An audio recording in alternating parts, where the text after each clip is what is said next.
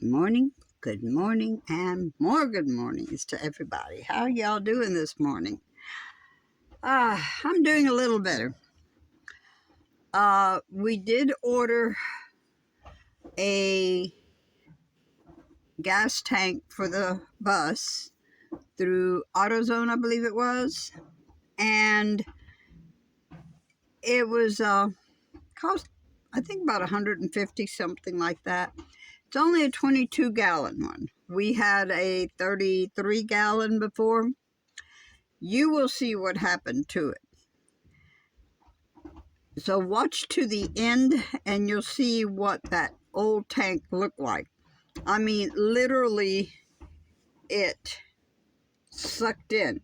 You know, let's say it was that wide from bottom to top, and it sunk in like that. Unbelievable. I've never seen anything like that. But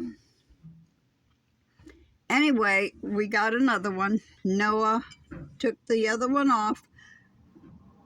It was a lot easier to take off than he thought it would be, because he figured he'd have to spray, and you know, everything was old on there, so it'd be hard to take the screws out. But obviously it wasn't. He got it off just like that, and the man from AutoZone was nice enough to deliver it to us, which I thought was great.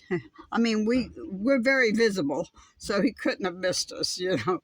A blue bus with a picket fence on it, who could miss us down the road? So anyway, he did bring it over around 4 o'clock, and Noah had it on by 6. Right now he's tightening things up a little bit more, because he did have it on, but he hadn't tightened it up yet. So he did tighten it up. We did put gas in it that we had in our, you know, yeah. We have some gas. Oh my God, I can't even think of the word right now. Anyway, you know what I mean, you know, so we have extra gas in case we could use it for the generator or what have you.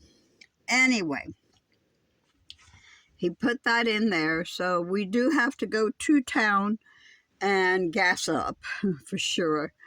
And we got to get some water also. I used up a lot of water yesterday doing dishes, and more dishes than we should have had. So anyway, we did that. And let me think, what else?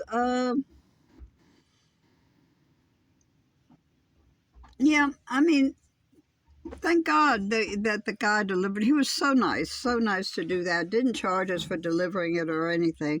He just did it when he got off work. And I thought that was very nice of him. His name was Scott, and appreciate you, Scott. Thank you so much. So now we got to make a call and find out where we could take the old gas tank to, so that we can dispose of it, because we can't just leave it out here. But at the end of the video, you will see I took 2 pictures of the gas, the old one, and you'll be able to see basically what I'm talking about. I mean, it went down, shrunk down. So it was really hard to, I don't know how long it was like that. It wasn't a bang, but there is a crease on it, but the crease is because it sucked down and it creased up. Anyway, but anyway, that's it. I'm happy enough to know that we can get back on the road again.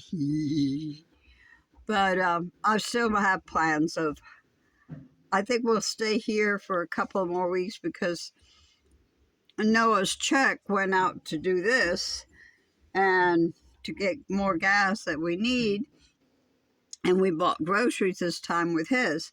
So we got to wait till I get my check, and that's on the 1st, before we can really take off. And it's going to get pretty hot, but we'll just get extra gas, and if necessary, we'll use the air conditioner. If necessary. Basically, though, honestly, yesterday it was up in the 90s, and it wasn't bad at all. You know, as long as there's a breeze, we're fine. It's when there's no breeze that it's bad.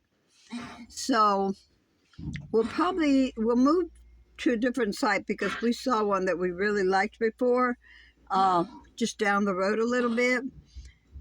But there was people up there, and because of the dogs, especially Candy,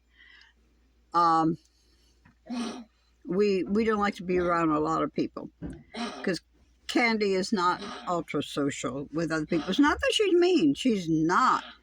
But she just makes you think she's going to do something, and I really don't like to take chances. Cookie will bark and wag that tail and say, "Oh, come to me. I want to jump on you and love on you." That's Cookie. Candy wants to love on you, but she's got to let you know, I'm in control, and if you don't like it, stay away from me. She's a typical little old stinky female. No, I'm not talking about us. I'm talking about dogs now.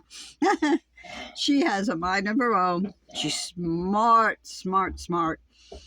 She's extremely loving to us. But let somebody come around, is bark, and she has a puppy bark. It's not the big roof. It's a puppy bark. But it's a constant. She won't shut up. And she looks and acts very aggressive. She's not, but she does look like it. Paul finally controlled her. He's so proud of himself on that. But anyhow, my oldest son, who has been a police officer in the sheriff's department in his hometown for 30 years, just retired. He just finally retired. It's cool. I'm happy for him. I really am.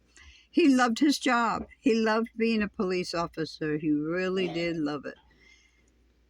I think that's why he went 30 years, because that's what he liked. He liked doing that, and he was very good.